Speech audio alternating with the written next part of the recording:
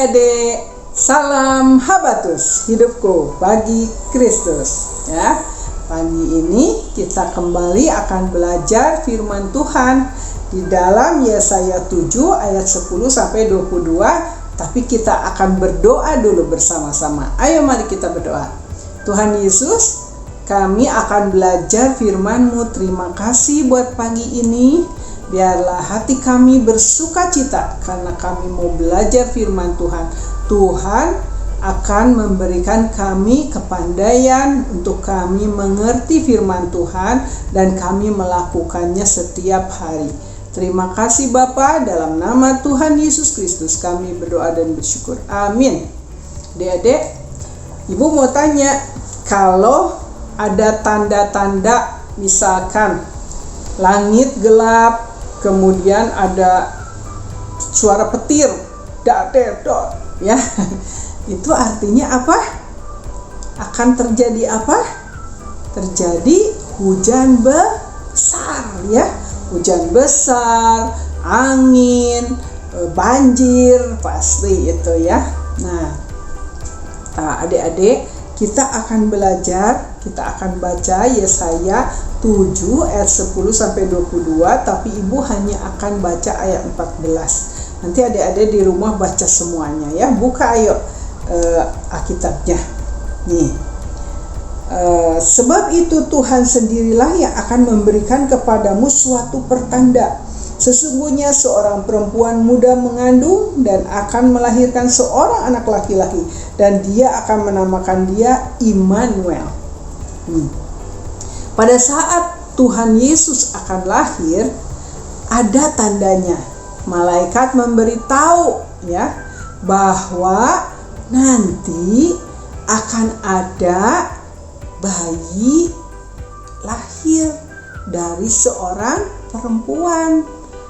Seorang perempuan muda akan mengandung, kemudian melahirkan bayi laki-laki, dan namanya harus diberi nama Immanuel.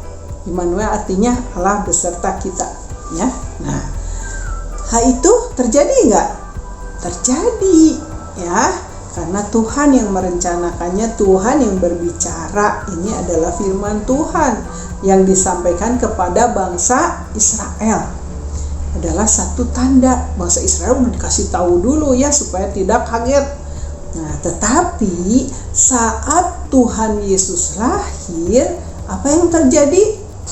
Mereka semua menolak Tuhan Yesus. Mereka tidak suka kehadiran Tuhan Yesus ya. Bahkan Tuhan Yesus tidak punya tempat untuk lahir. Hanya ada sebuah kandang binatang ya, di mana Tuhan Yesus bisa lahir. Nah, itu menandakan benar-benar bahwa Tuhan Yesus sangat tidak disambut ya, tidak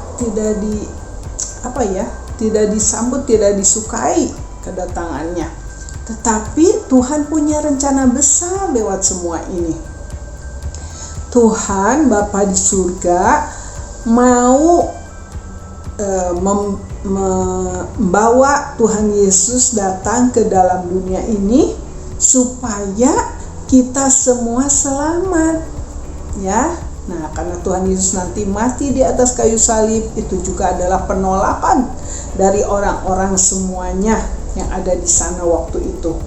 Nah, Tuhan Yesus mau bersakit-sakitan ya, mau ditusuk lambungnya, mau dipaku tangannya, kakinya ya, dan kepalanya dikasih mahkota duri. Tapi dia tetap setia, dia tetap menurut kepada rencana Bapanya di surga. Karena apa? Karena Tuhan Yesus ingat sekali akan kita. Karena Tuhan Yesus sayang sekali sama kita. Kalau Tuhan Yesus tidak melakukan semua itu, kita tidak selamat. Jadi Tuhan Yesus tetap tunduk, mau ikuti apa yang harus dia jalani ya. Dan Tuhan Yesus sudah melakukannya di atas kayu salib. Tuhan Yesus sudah menebus kita semua dari segala dosa dan kesalahan kita. sehingga kita diselamatkan hanya dengan percaya bahwa Yesus adalah Tuhan yang sudah mati di atas kayu salib menebus dosa-dosa kita. Nah, adik-adik, sekarang juga di akhir zaman ada tanda-tandanya orang-orang yang menolak pelajaran firman Tuhan. Nah, mereka tidak mau lagi, tidak suka lagi belajar firman Tuhan. Mereka jauh-jauh dari Tuhan. Mereka inginnya menyenangkan diri sendiri dengan jalan-jalan misalkan, ya, pergi ke tempat yang indah-indah, tidak ingat lagi Tuhan Yesus, tidak mau lagi berdoa, tidak mau lagi baca firman Tuhan, tidak lagi mau mendengar firman Tuhan, apalagi datang untuk sekolah minggu belajar firman Tuhan, tidak mau, ya, karena mereka sudah hatinya menolak firman Tuhan. Itu adalah tanda-tanda orang yang di akhir zaman, seperti saat Tuhan Yesus lahir dulu.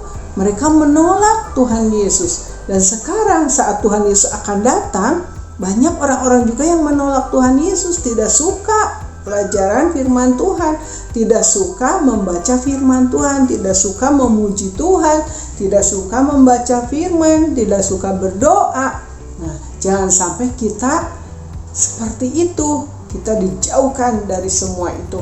Biarlah kita menjadi orang-orang yang berjaga-jaga, siap sedia, dan tetap setia kepada Tuhan Yesus. Kita dikasih tahu ada tanda-tanda seperti itu, tapi kita tidak mau ikut di dalam semua itu.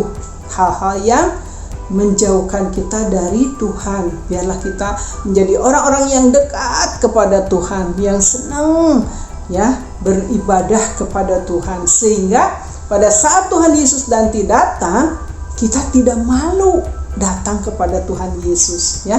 Kita tidak malu menyambut Tuhan Yesus karena kita sudah siap. Karena kita udah terbiasa bergaul dengan Tuhan Yesus di dalam doa kita, di dalam baca firman, di dalam belajar firman Tuhan, di dalam kita memuji Tuhan. Nanti Tuhan Yesus lihat, wah, ini anak-anak yang setia.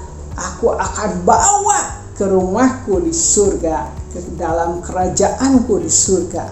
Nah, senang nggak? Senang kan? Nah, biarlah, karena kita sudah tahu ada tanda-tanda tadi, kalau Tuhan Yesus sudah mau datang, sudah banyak peperangan, sudah banyak bencana saat ini. Biarlah kita semakin setia mengiring Tuhan, supaya kita tidak membuat Tuhan Yesus sedih, ya. Biarlah kita selalu membuat Tuhan Yesus senang, disenangkan, dimuliakan lewat hidup kita. Yuk kita berdoa. Bapa, terima kasih Tuhan sudah Engkau ingatkan kami untuk kami setia di hadapan Tuhan. Kita mau belajar firman Tuhan dengan sungguh-sungguh, kita rajin beribadah kepada Tuhan. Karena kuasa Tuhan yang membawa kami terus, mengingatkan kami terus untuk kami beribadah kepadamu. Terima kasih Tuhan. Biarlah tanda-tanda akhir zaman di mana Tuhan Yesus akan datang, semua itu membawa kami semakin dekat kepada Tuhan, semakin rajin beribadah. Terima kasih Bapa, di dalam nama Tuhan Yesus Kristus kami berdoa dan bersyukur. Amin. Sampai bertemu lagi di Habatus yang akan datang. Tuhan Yesus memberkati.